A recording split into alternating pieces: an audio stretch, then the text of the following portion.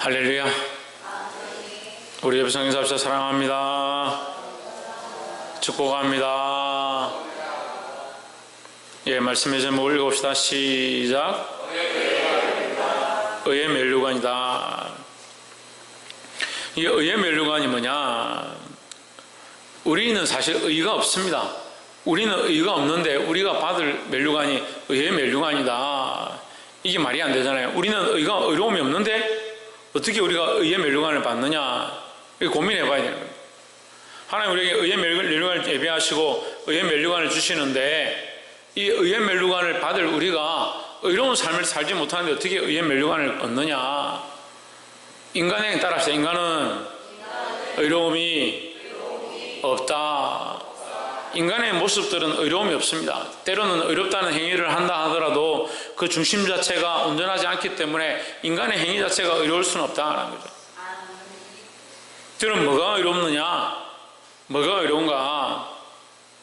이 의로움에 대해서 오늘 이 본문을 통해서 우리가 보아야 하는데, 우리가 이러한 삶을 살 때 그것을 의롭다라고 하신다 했습니다. 우리가 이 4장 말씀을 함께 나누겠습니다. 디모데후서 4장 1절.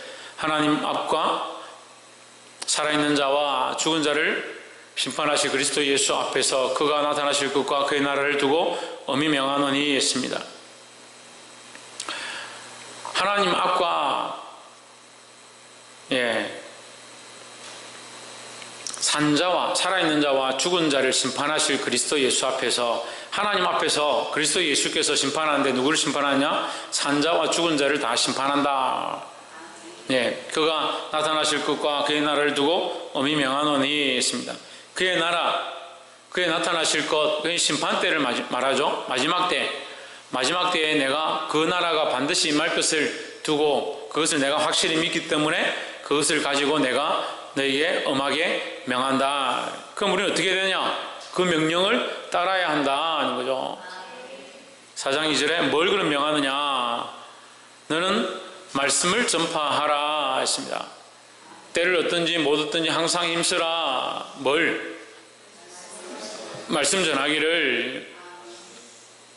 그러니까 2절은 두 가지로 나눌 수 있죠. 첫 번째는 말씀을 전파하라. 말씀을 어떻게 전파하냐? 때를 얻든지 못 얻든지 항상 힘쓰라고. 두 번째는 범사에 오래 참음과 가르침으로 경책하고 경계하며 권하라. 가르치라. 이게 첫 번째는 말씀을 전하고 두 번째는 가르치라. 뭘 가르치냐? 경책하고 경계한다. 경책하고 경계하고 권한다. 3장 마지막 절에 보면 모든 성경은, 3장 16절에 보면 모든 성경은 하나님의 감동으로 된 것으로 교훈과 책망과 바르게 함과 의로 교육하기에 유익하니 했으니까 말씀을 전하고 또 뭐하냐? 말씀으로 가르쳐야 한다라는 거죠. 말씀을 전하는 것은 제자를 삼는 것이고, 말씀을 가르치는 것은 제자 삼은 자를 또한 제자 삼는 자로 세워가는 겁니다. 무슨 말이냐면 내가 말씀을 전해서 예수를 믿게 해서 예수님의 제자가 되게 만드는 겁니다. 예수를 믿는 자를 만든다는 거죠. 예수 믿는 자를 만들어서 그를 뭐 하느냐? 또한 이 예수를 전하는 자로, 다시 전할 자로 세워간다. 그래서 우리는 이 두 가지를 해야 되는데 항상 말씀 전하는 것과 가르치는 것을 같이 해야 된다는 겁니다. 이걸 착각하는 사람들이 있습니다. 말씀을 전하는 것을 교회 안에서 자꾸 하는 사람들이 있습니다. 하나님 나라와 그 복음을 물론 전할 수 있습니다. 교회 안에서도 우리가 복음을 전하고 하나님 나라를 가르친다고 해서 그것이 틀리지 않습니다만, 대부분 하나님 나라는, 또 하나님 나라에 대한 복음은 대부분 이 교회 안에 있는 사람들은 믿고 있다, 하나님 나라를 믿고 있다라고 생각하고 이 교회 안에 있는 성도들은 어떻게 하냐? 가르치고 경책하고 경계하고 권해야 된다는 겁니다. 경책이 뭡니까? 경책이 뭡니까? 경고하고 책망하는 겁니다. 너희 그렇게 하는 거 잘못됐다. 그 길로 가는 거 틀린 것이다. 그렇게 살면 하나님 앞에 책망받는다. 책망하는 겁니다. 성경이 분명히 책망하라고 가르치라고 얘기하는데 책망을 듣기 싫어한다. 하나님 말씀을 듣기 싫어한다는 거죠. 여러분, 때로는 목사님을 대적할 수는 있습니다. 목사님 뭐 부족하니까. 근데 왜 목사님을 대적하지 말라고 하느냐? 목사님을 대적하다 잘못하면 하나님을 대적한다는 거죠. 모세에게 하나님께서 모세를 대적하는 고라 자손들에게 말씀하십니다. 고라 자손이 모세를 대적하다가 누구를 대적했느냐? 하나님을 대적했습니다. 모세에게는 내가 너희와 같지 아니하니. 하나님께서 모세에게 말씀하셨고 모세를 통해서 역사하시는 것들을 잊어버리고 모세의 그 사람됨을 보고 그에게 함부로 대하는 겁니다. 근데 이것은 그의 가족인 미리암과 아론도 똑같이 그렇게 합니다. 하나님께서 모세에게만 말씀하셨냐? 우리에게도 말씀하셨다. 여러분도 그렇습니다. 여러분도 기도하시면 하나님의 음성을 들을 수 있고, 여러분도 기도하시면 말씀을 통해서 깨달음을 주실 수 있습니다. 은혜도 있고 찬양 가운데 감동을 받기도 합니다. 하지만 뭐가 다르냐? 가르치는 자다는 거죠. 하나님의 말씀을 가르치고 있다는 거죠. 사람의 말을 경책하고 사람의 말로 경계할 것 같으면 그건 소용이 없습니다. 그런 말은 다 들을 필요가 없습니다. 뭐 옷을 똑바로 입어라, 밥을 많이 먹어라, 약을 먹어라, 세수를 똑바로 해라. 사실은 그것은 특별한 말씀을 통한 얘기는 아닙니다. 하지만 말씀에 입각한 말씀으로 말미암는 경책과 경계, 그 가르침은 들어야 한다는 거죠. 그리고 우리는 마찬가지로 이 두 가지를 해야 되는데, 홍준이 두 가지를 뭐가? 두 가지를 뭐 한다 했노? 주은아 두 가지 뭐 한다고 했노? 이 젊은 두 놈은 앞에 앉아가지고 다리를 가만히 못 있노? 다리를 똑바로 내리고, 이 젊고 건강한 청년들이 이 아름다운 다리를 그대로 내고, 이거 뭐 보기 좋네. 두 가지 뭐라고 했어? 내가 두 가지를 했잖아. 저번에 두 가지가 뭐야? 말씀 전하고, 왜 말씀을 전하고 말씀을 가르치고, 따라합시다. 말씀을 전하고 말씀을 가르치고. 왜 말씀을 전하는 것과 가르치는 것, 이것은 우리가 해야 될 일들이다라는 거죠. 그리고 1절에서 그의 나타나실 것과 그의 나라를 두고 엄히 명한다 했습니다. 엄히 명한다. 이것을 꼭 반드시 너희는 쉬지 말고 해라. 뭐하라? 말씀을 전하고 가르치는 것들 쉬지 말고 계속해라 하는 거죠. 3절에 때가 이르리니 사람이 바른 교훈을 받지 아니하며 기가 가려워서 자기의 사욕을 따를 스승을 많이 두고 있습니다. 바른 교훈을 따르지 않는다. 제가 보니까 그런 것 같아요. 바른 말씀을 하면 할수록 사람들이 잘 안 따릅니다. 잘 안 듣습니다. 그러면 사람들이 듣고 싶어하는 얘기를 해야 되냐? 때론 그런 고민들이 있습니다. 사람들이 이렇게 말하니까 듣기 싫어하고 교회를 잘 안 나오는구나. 그러면 나는 그 사람들이 듣기 좋아하는 말을 해야 될까? 그런 고민을 합니다. 지금까지도 그런 고민들이 있었고 지금도 그런 고민이 있습니다만 저는 그럴 마음이 없습니다. 하나님 말씀에 바른 대로, 하나님 원하시는 대로 바른 교훈을 전할 수밖에 없습니다. 그리고 경책과 경계가 있다. 그리고 권한다. 하나님 말씀으로 여러분 책망합니다. 또한 경계합니다. 그렇게 살면 안 된다라고 경계합니다. 바른 교훈을 듣지 않습니다. 분명히 하나님 우리 교회 안에, 우리 각자 안에 역사하시는 표들이 있습니다. 표를 반드시 주시거든요. 믿음으로 사는 자들에게 그것이 간증거리고 또 믿음의 열매들인데 반드시 표를 주십니다. 그런데 그 표는 보지 않고 자꾸 잊어버리고 지금 현실에 당한 문제들만 자꾸 판단한다. 그래서 누구를 잊어버렸습니까? 결국은 하나님 아는 것을 잊어버렸습니다. 하나님 잊어버렸습니다. 그러니까 말하는데 막 말을 하다 보면요, 이 성도들하고 얘기를 하다 보면요, 말은 맞는데 뭐가 없냐? 하나님 없는 말들을 한다.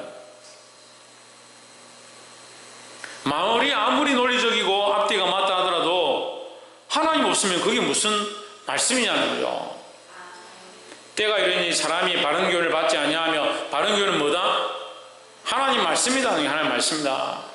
하나님 말씀으로 경계하고 경책하고 권하고 책망하고 가르치는 것을 싫어한다는 거예요.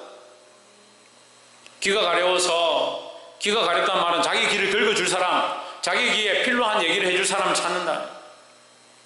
자기의 사욕을 따를, 자기 욕심대로 자기가 듣고 싶은 얘기를 해줄 스승을 많이 둔다.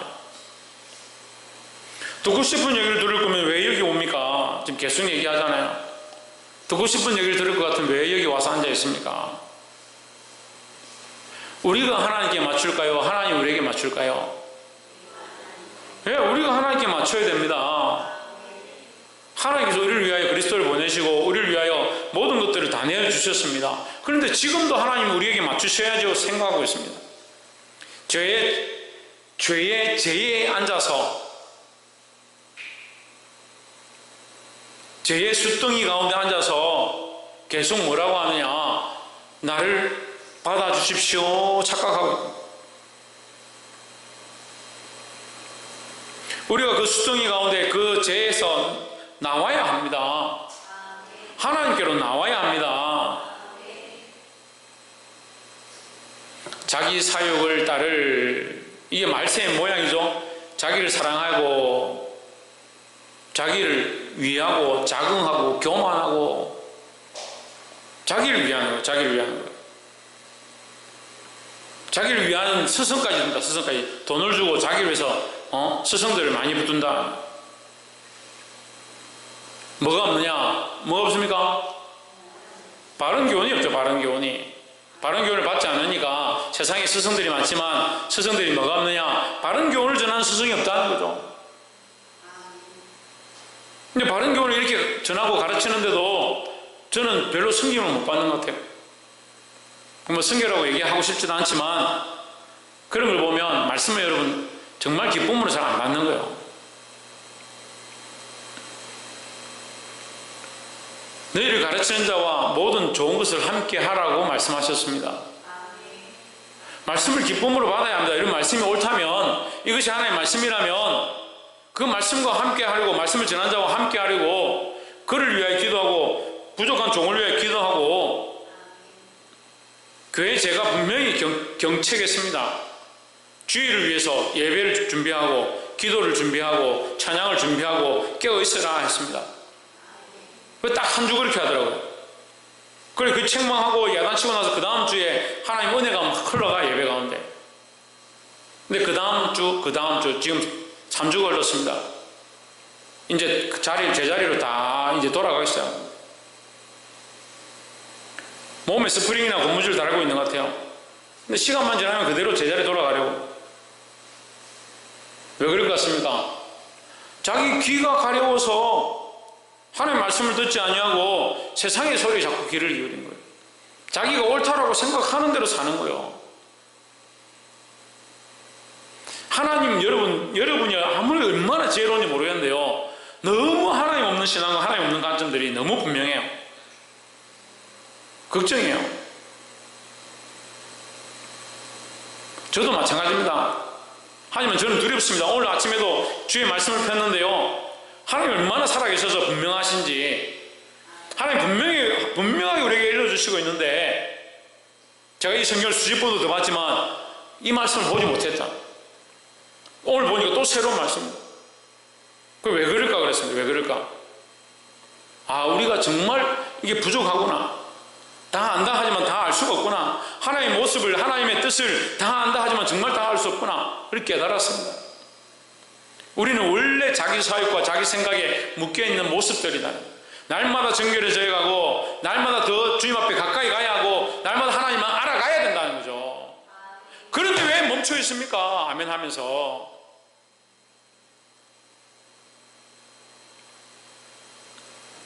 더 가까이 가시기를 주의 이름으로 축복합니다.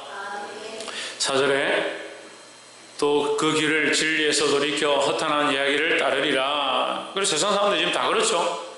진리를 듣기보다 허탄한 이야기를 듣기 좋아합니다. 그래서 점치는 자들을 쫓아가고요, 세상의 무당들을 쫓아가고요, 이제 하다못해 이제 스님들을 쫓아가고요, 스님들이 법회하고 강의하는 걸 좋아하고 그걸 듣고 그걸 또 교회에다 접목하는 목사들도 있는 거예요. 목사들이 설교하다가 어떤 스님이 이렇게 말하더라. 그걸 들고 와서 교훈이라고 얘기하는 거예요. 그걸 또 성도들은 아멘하고 있습니다. 이렇게 심각한 게 눈에 보이는데도 모른다는 거죠. 모른다는 거죠. 왜 아멘할 것 같습니까? 자기들 생각에 맞으니까 아멘하는 거예요. 그런 생각 속에 하나님 어디 있습니까? 왜 목사님 왜 우리 보고 뭐라 합니까? 우리도 별반 다르지 않다. 진리에서 돌이키지 않고 여러분 귀가 아프고 마음이 시리고 말씀을 들을 때 속상함이 있다 하더라도 진리에서 돌이키지 말고 진리 안으로 들어가시기를 주의 이름으로 축복합니다. 5절에 그러나 너는 모든 일에 신중하여 제 성경 근신하여 정신을 차리고 모든 일에 정신을 차리고 고난을 받으며 정신을 차리는 건 뭡니까? 정신을 차리는 건 뭐예요? 신중한 건 뭐예요? 중심을 잡는 거예요.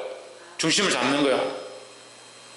배를 타고 가는데 배가 파도에 흔들릴 때 중심을 잡고 흔들리지 않고 딱 서 있는 것이 중심을 신중한 겁니다.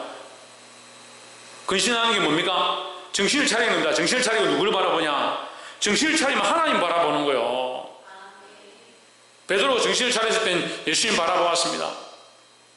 그리고 그 정신을 놓으니까 어떻게 합니까? 풍랑을 보고 바람을 보고 물에 빠져갑니다. 변화산에 올라가서 베드로가 정신을 잃고 뭐라 합니까? 여기가 조사오니 초막새를 셋을 짓겠습니다. 그런 소리 합니다. 그런데 하나님께서 그 눈을 뜨게 하십니다.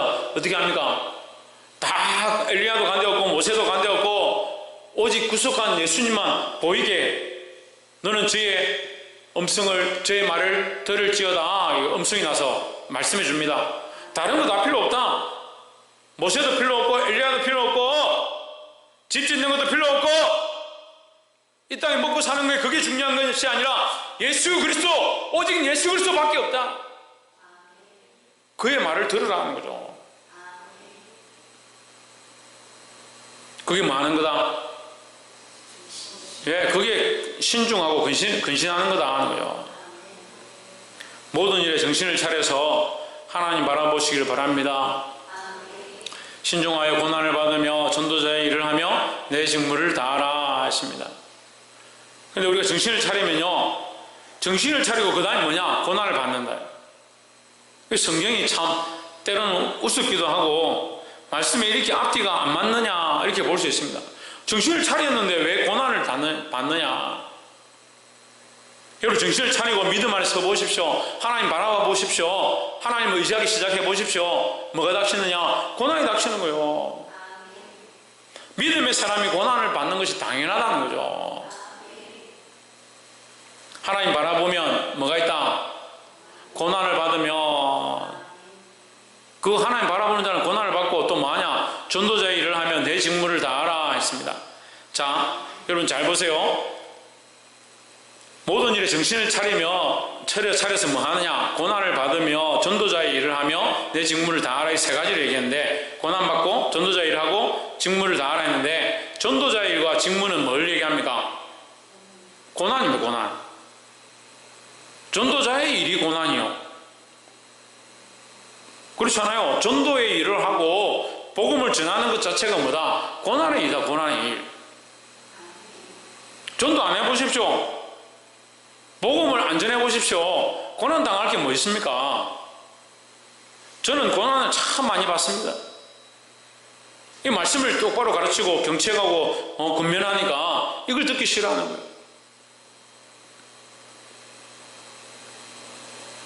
상태가 안 좋아지고 뒤로 물러가고 결국 믿음에서 떠나니까 전화해가지고 제보고 뭐라 하냐면 제가 전한 말씀을 꺼내가지고 이렇게 얘기하더라고요. 제가 기억력도 좋다고 했어요. 그걸 기억할 것 같으면 자신을 돌아봐야 되지. 왜 그걸 가지고 목사님이 잘했니 잘못했니 왜 이렇게 말했니 그걸 따지냐고. 말씀이 누구를 위해 했습니까? 말씀이 누구를 위해 했습니까? 예, 우리 각자를 위해서 주신 겁니다.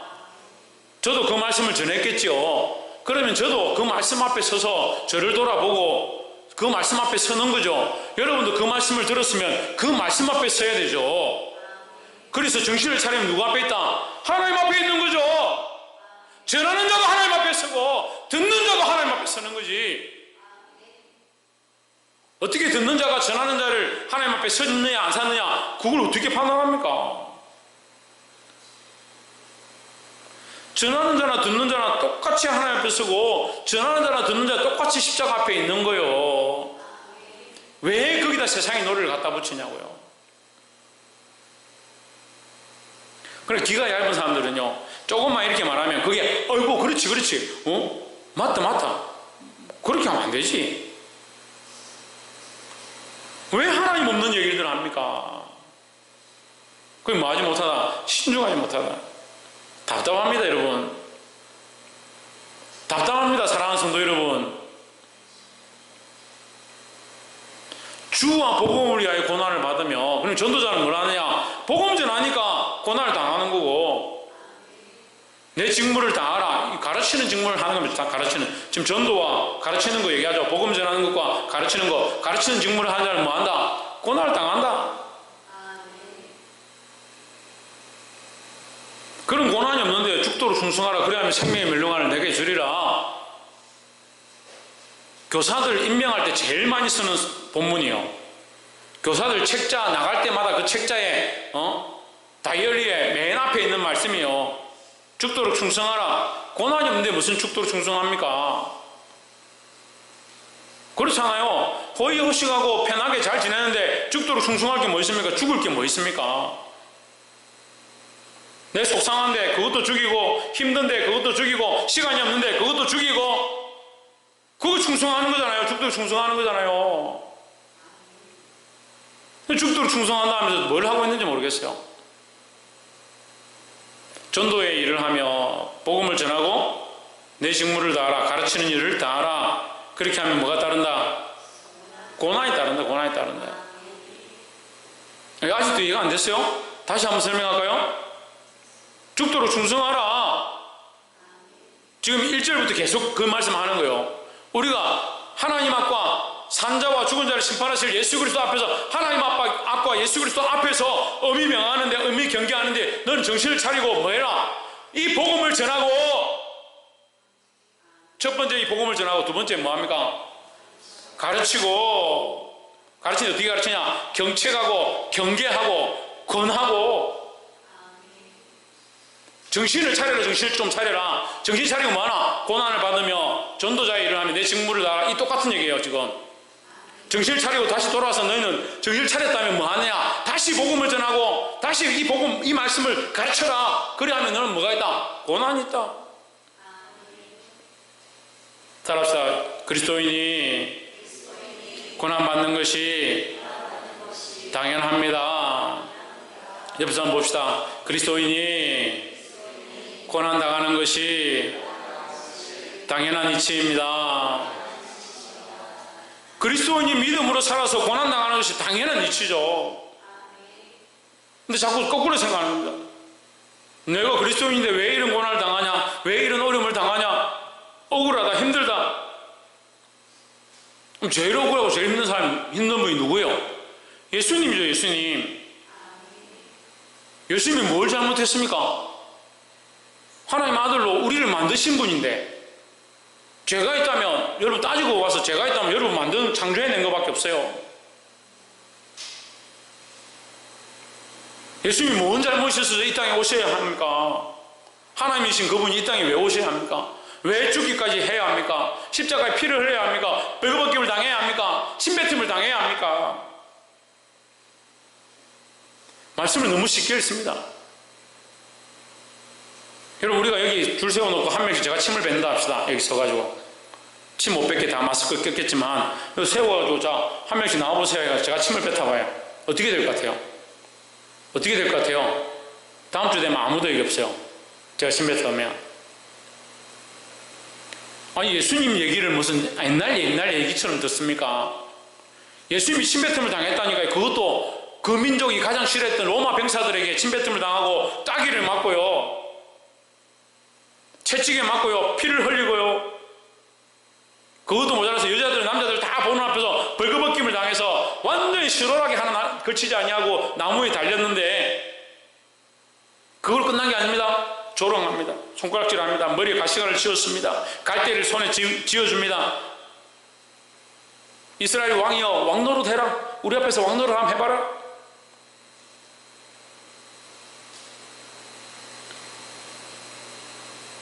예수님 뭘 그리 잘못해서 그런 고난을 당합니까?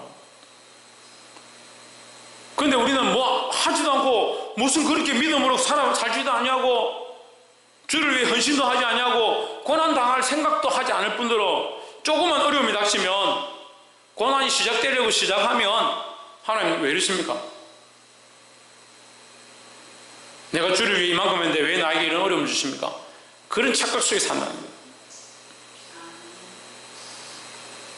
6절에 전제와 같이 내가 벌써 부어지고, 이 지난주의 말씀 가운데 제가 주일날 했던 말씀인데, 여기 여러분 성경은 전제라 되어 있고 제 성경은 관제라 되어 있는데, 이 관제가 뭐냐면 재물을 태우기 전에 거기에 포도주를 붓는 겁니다. 포도주를 붓고 그것을 태워버리는 겁니다. 그럼 포도주는 나타나지 않습니다. 흔적이 없다는 거죠.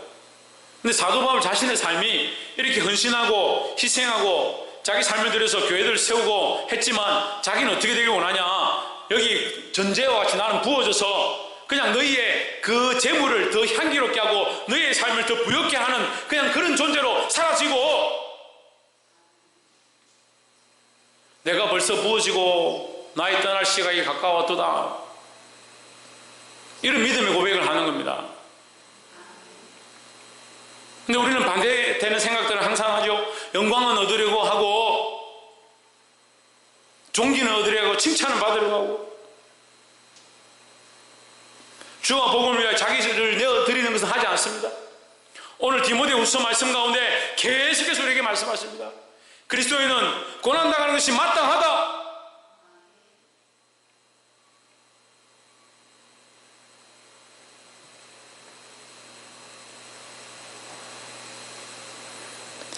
주와 복음을 위하여 고난당하기를 기뻐하시기를 주의 이름으로 축복합니다. 사도 바울이 자랑할 것 같으면 이라고 얘기할 때 그가 너무나도 자랑할 것들이 많아서 성경의 수많은 글들로 그의 생애와 그의 학력과 그의 남과 그의 삶을 기록합니다. 하지만 나는 이런 것들을 뭐로 여긴다? 배설물로 여긴다.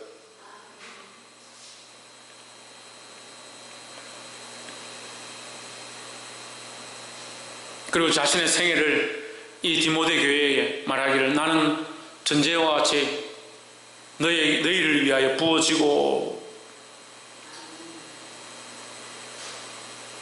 나의 떠날 시각이 가까웠도다.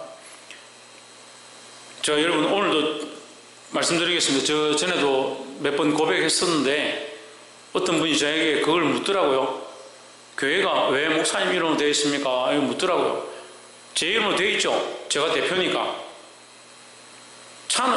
그걸 좀 오해를 하시는데, 울주군청에서도 저한테, 울주군청 직원도 똑같은 얘기를 하더니 연락이 와가지고, 박한윤 씨 차가 본인 앞으로 많이 되어 있어서 세금을 많이 내셔야 되면 이러더라고요. 제가 그 제 이름으로 되어 있는 게 아닌데요 하니까, 어떻게 되어 있습니까? 읽어보십시오 하니까 대한예수교 장로회 큰사랑교회 갈로하고 박한윤 이렇게 되어 있다는 거예요.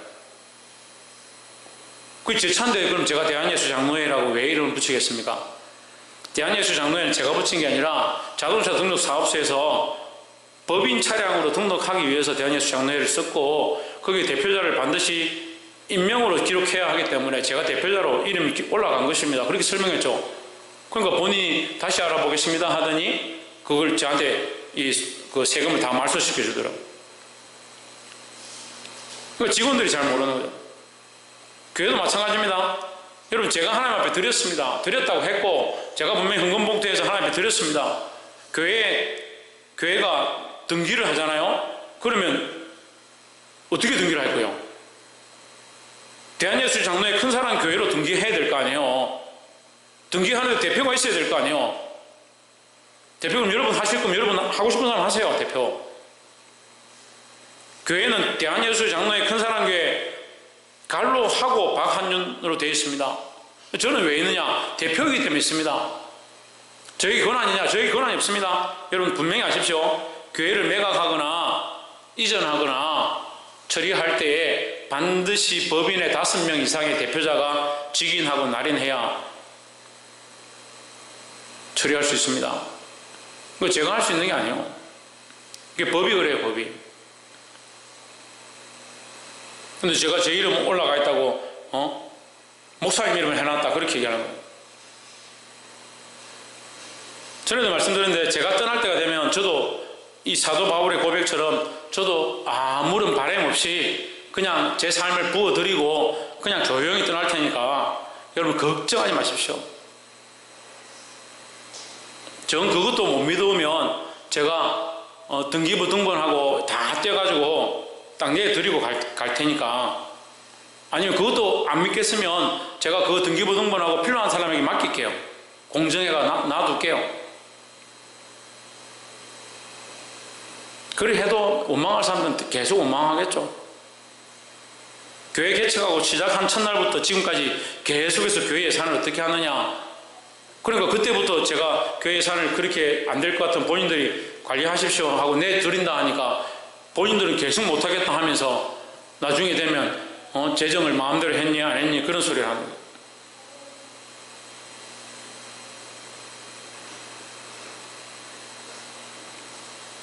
저는 이 사도 바울의 고백처럼 하고 싶습니다. 저도 여러분의 믿음과 여러분의 신앙과 이 교회 앞에 여러분을 위해 선제처럼 부어지고 떠날 때가 되면 그냥 떠날 거니까 걱정하지 마시고, 교회는 하나님의 것이고요, 서류적으로 법인입니다. 비영리 단체 법인입니다.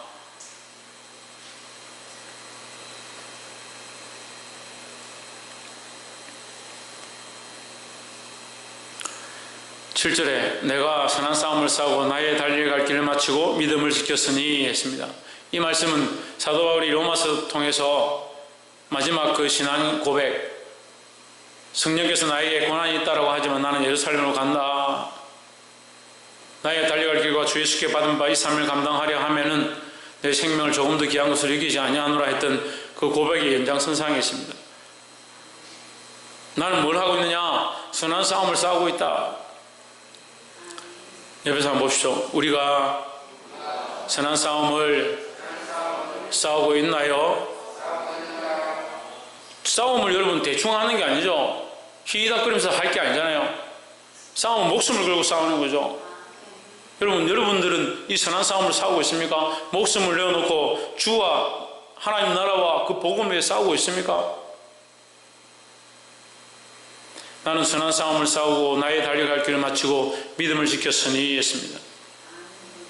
이게 뭐냐? 이게 어려운 삶이라는 거예요. 어려운 삶. 8절에 이제 우리는 나를 위하여 의의 면류관이 예비되었으므로 했습니다. 오늘 말씀의 제목이 의의 면류관인데 여러분 한 가지 생각해야 합니다. 그러면 사도 바울이 의롭기 때문에 의의 면류관이냐? 아닙니다. 여러분 잘 생각해야 합니다. 어떤 실수를 하냐면요, 사도 바울도 인간이고요, 우리도 인간입니다. 우리는 다 온전치 않습니다. 근데 왜 의의 면류관을 우리에게 주시냐? 우리는 의롭지 않은데 의의 면류관을 주시냐? 그 의는 예수 그리스도로 말미암은 의죠. 그러니까 예수 그리스도로 말미암은 삶을 얼마나 살았느냐? 예수 그리스도를 의지하여 그리스도와 함께 십자가를 지고 주님의 이 선한 싸움에 얼마나 동참했느냐, 이 예수 그리스도를 얼마나 전했느냐, 이 의의 일을 얼마나 했느냐. 그러니까 나의 일을 한 것을 말하는 게 아니고요, 사도 바울도 우리와 똑같은, 모세도 우리와 똑같은 사람입니다. 우리와 똑같은 성정을 가진 인간입니다. 하지만 뭐가 다르냐? 예수 그리스도를 드러내는 것, 예수 그리스도를 전하는 것, 예수 그리스도의 복음을 가르치는 것. 누가 어려우냐? 예수 그리스도가 어렵다는 거죠. 그 그리스도를 얼마나 많이 전했느냐, 그 그리스도를 얼마나 바르게 전파했느냐, 그 그리스도를 전함으로 너희가 얼마나 고난을 당했느냐. 그러니까 그것이 나의 의가 아니고 내가 그리스도를 드러냈으니까 그리스도를 드러낸 의, 그리스도의 의가 드러난 그 값을 우리에게 주시겠다라는 거죠. 그리고 여러분 착각하지 마세요. 자꾸 이런 착각을 해요. 달란트를 가졌잖아요. 달란트가 우리 겁니까? 그런 착각을 하는 거예요. 달란트를 줄 때에 분명히 주인이 타국에 가면서 종들에게 맡기고 가니라 되어 있으면 맡기고 가니라. 그러니까 의가 우리의 의가 아니에요. 그러니까 우리가 얼만큼 했으니까 이게 의다. 천만의 말씀. 예수 그리스도의 의. 그래서 의의 면류관이 예비되었으므로 주 곧 의로우신 재판장이 했습니다. 의의 면류관이 준비되는데 누가 주느냐? 의로우신 재판장이 준다. 의로우신 재판장이 누굽니까? 예수 그리스도죠. 그러니까 예수 그리스도가 오셔서 우리가 그 남은 고난에 참여했느냐? 우리가 그 주와 복음을 위하여 예수 그리스도를 전하는 것을 위해서 얼마나 헌신했느냐? 나가서 주의 명령을 따라 마지막 그 명령을 따라 제자를 삼았느냐? 그 모습을 보고 그 의로우신 재판장이 우리에게 의의 면류관을 주신다는 거죠. 그러니까 이것이 우리의 의냐? 아닙니다. 우리의 의일 수가 없죠. 그러니까 감히 말씀드리지만 믿음으로 사는 사람일수록 뒤에 아무것도 안 남겨야 돼요. 자기가 믿음으로 사는데 뭐 기념관을 짓는다, 뭐 후손들에게 뭘 남긴다, 천만의 말씀입니다. 우리의 의가 아니기 때문에 예수 그리스도를 드러내는 것이 중요하다는 거죠. 그날에 내게 주실 것이며 내게만 아니라 주의 나타나심을 사모하는 모든 자에게 도니라 했습니다. 그 사도 바울에게 이 의의 면류관을 주실 뿐만 아니라 사도 바울과 같이 복음을 전하고 이 말씀을 가르치면서 고난당한 자들에게 똑같이 뭘 주신다? 이 의의 면류관을 주신다. 누가? 의로운 재판장이. 이 그리스도 앞에 여러분 우리가 반드시 서게 될 것이고 그 앞에서 의의 면류관을 받는 저와 여러분 되기를 주의 이름으로 축복합니다. 기도하겠습니다.